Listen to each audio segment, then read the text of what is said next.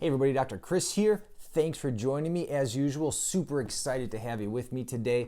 So this talk today is the first in a series of talks about hormones. Okay, there are all sorts of hormones. The hormones I'm going to focus on are the ones involved in hunger, fullness, satiety, cravings, behavior, emotion, all related to eating, weight gain, and weight loss. Okay, so let me just walk you through what this series is going to look like.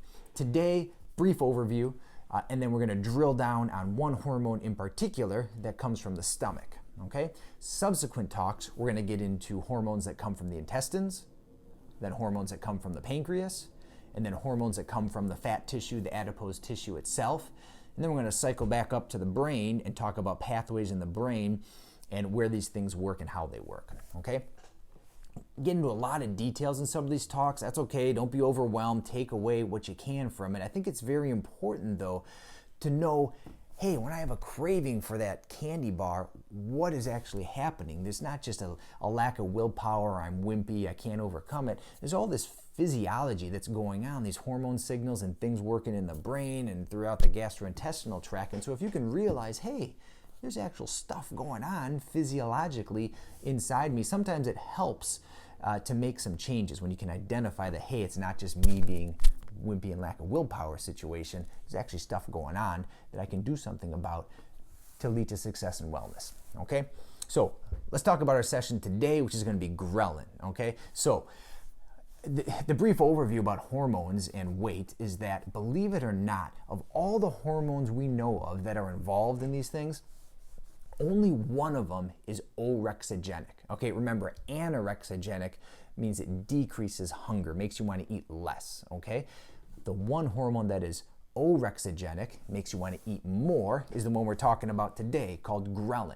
Okay, a lot of people don't believe that or have a hard time believing that because all sorts of people have issues with their weight and they're hungry all the time. They say, oh, I have all these hormones trying to make me less hungry. How come I'm always hungry?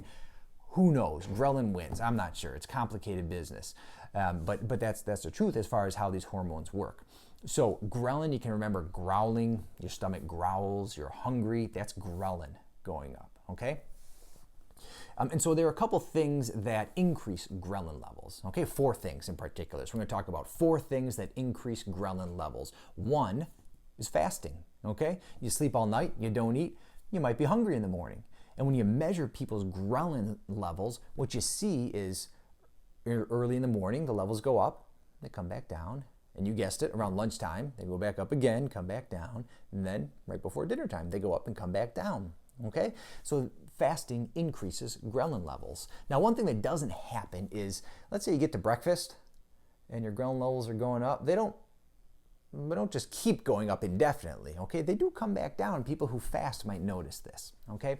So not eating increases ghrelin levels, okay? Second thing that increases ghrelin levels is inadequate sleep and stress, okay? How many times have I told you, get enough sleep? It's good for just about everything, okay? And one reason I say that is because you have just ghrelin levels go too high if you don't get enough sleep, okay? And that affects all sorts of things, but hunger and appetite and weight. And then stress, again, I tell you all the time, manage your stress. Lots of reasons. This is a very specific reason. Too much stress increases ghrelin levels, makes you more hungry, okay? Third thing that increases ghrelin levels, just some very rare syndromes, okay? Very rare genetic syndromes where your ghrelin levels are off the chart. You have insatiable appetite. It's super rare stuff, but it's on the list, okay? And then the third thing is weight gain. All right, so weight loss. So if you're losing weight, your ghrelin level tends to go up. All right, you think about it. To lose weight, you have to have a caloric deficit, meaning you're taking in fewer calories than your body needs to maintain weight. And that tends to be associated with hunger, but just losing the weight by itself, ghrelin levels start going up. Okay, so those 4 things again, things that increase ghrelin levels: fasting, inadequate sleep, too much stress, some rare genetic syndromes, and then losing weight. Okay, now how about decreasing ghrelin levels? That sounds nice, right? Decrease your ghrelin levels so you're less hungry. Well, there are 4 things also that can decrease your ghrelin levels. Okay, the first thing that can decrease your ghrelin levels, some of these are just the opposite of what can increase them.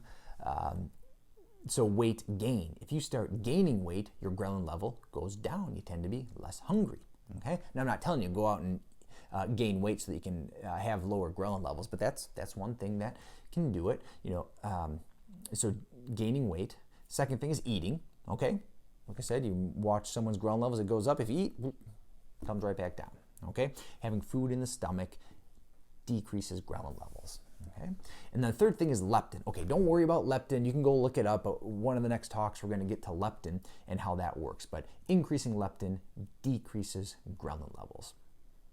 All right. And then the fourth thing is surgery, specifically gastric sleeve surgery. Okay, not any surgery. You don't have your appendix. That's not going to make a difference. But gastric sleeve surgery. Remember I said that ghrelin comes from a specific part of the stomach. So with gastric sleeve surgery, that part's gone. It affects your ghrelin levels. Ghrelin levels decrease. Okay? So what does ghrelin do? So it makes you feel like this. How does it do it? We don't need to get into all the details, but it gets secreted from the stomach and small intestine, gets its way up into the brain in the hypothalamus, and works on neuropeptide Y and agouti-related peptide, and then downstream effects cause all these things that I just mentioned. Okay? Increase hunger specifically. All right, so that's the summary on ghrelin. Okay, kind of a unique hormone, the only orexigenic hormone that we know about. There are 4 things that you can do to increase your levels, 4 things that decrease the levels. So start playing around with those things. Play around with your ghrelin levels. If you have any questions, concerns, either give me a call, let me know, or else stay tuned. All right, we're gonna have a couple more talks in the series here, getting into some of the other hormones. All right, thanks again for your time. I appreciate it. Have a nice rest of your day. Dr. Chris here.